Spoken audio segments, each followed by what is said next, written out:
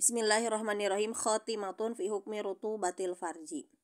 Penutup dari sesuatu yang keluar dari farji wanita itu ada pembahasan di sini penutupnya hukum dari rutubatul farji atau bebasahan farji.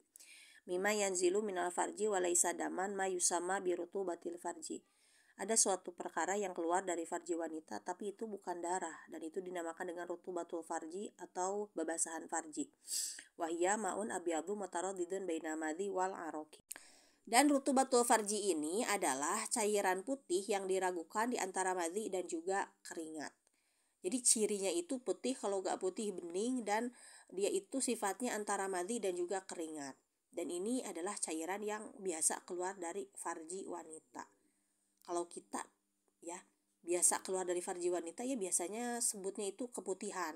Makanya banyak ulama yang mengatakan bahwa rutubatul farji ini adalah keputihan, itu nama lain dari keputihan.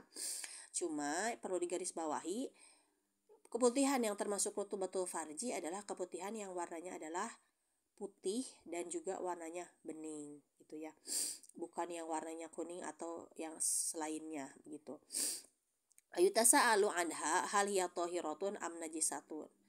Wahal khurujuha yanqudu wudu'a amla. Dan dipertanyakan nih mengenai rutubatul farji ini, apakah suci ataukah najis? Apakah membatalkan wudu ketika keluarnya ataukah tidak?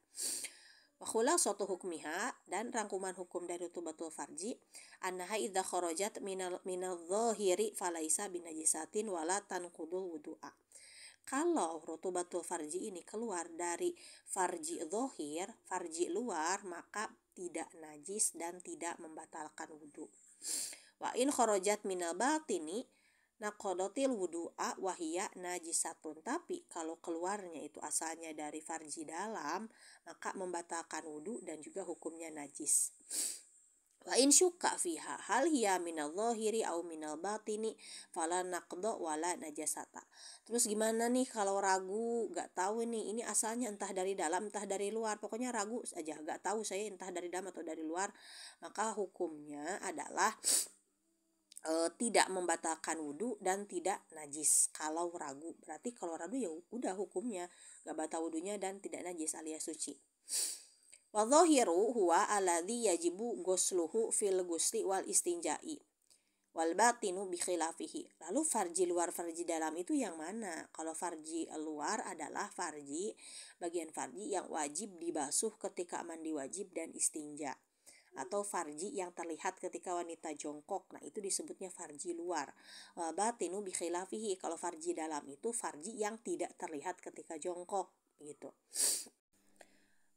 Nah, yang disampaikan oleh musannif kitab Al-Ibanah wal Ifadhah ini itu mengambil pendapatnya Imam Romli. Adapun pendapat yang mu'tamad sebenarnya adalah pendapat Imam Ibnu Hajar. Sesungguhnya menurut pendapat Imam Ibnu Hajar, rutubatul farji itu hukumnya adalah suci, mau dari farji luar ataupun dari farji dalam. Asal farji dalamnya itu yang masih terjangkau ketika jima, maka hukumnya suci. Ya. Jadi dari farji dalam, dari farji luar, asal farji dalamnya ini yang masih terjangkau ketika jima itu hukumnya suci. Tapi kalau asalnya dari farji dalam yang sudah tidak terjangkau oleh dzakar ketika jima itu hukumnya najis. Gitu. Cuma ada persamaan nih, kalau asalnya tetap dari farji dalam ya, walaupun yang dari farji dalam yang terjangkau ketika jima suci, sementara farji dalam yang tidak terjangkau ketika jima itu najis, itu hukumnya sama-sama membatalkan wudu. Jadi yang gak membatalkan wudu itu yang asalnya dari farji luar, itu tidak membatalkan wudu. Wa dalilu ala ma taqaddama, dalil dari yang barusan dijelaskan mengenai hukum rutubatul farji tersebut, anna madya najisun wa yanqudu wudu'a bil ittifaqi wa wasfuhu annahu minal batin.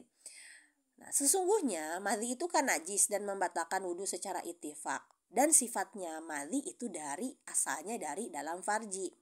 Fa in kanatir rutubatu minal batin fahiya kamadhi. Jadi kalau rutubatul farji itu asalnya dari dalam farji, berarti dia seperti madhi. Karena seperti madhi ya berarti hukumnya disamakan dengan hukum madhi, yakni najis dan membatalkan wudu gitu. Wa in kanat minadh-dhahiri, faqad asbahatil aroko. Tapi kalau si rutubatul farji ini asalnya dari farji luar, berarti menyerupai keringat. Gitu kan, keringat juga dari luar tubuh ya, dan keringat itu sifatnya suci. Wal aroku tohirun wala yankudul wudu'a, dan keringat ini suci serta tidak membatalkan wudu.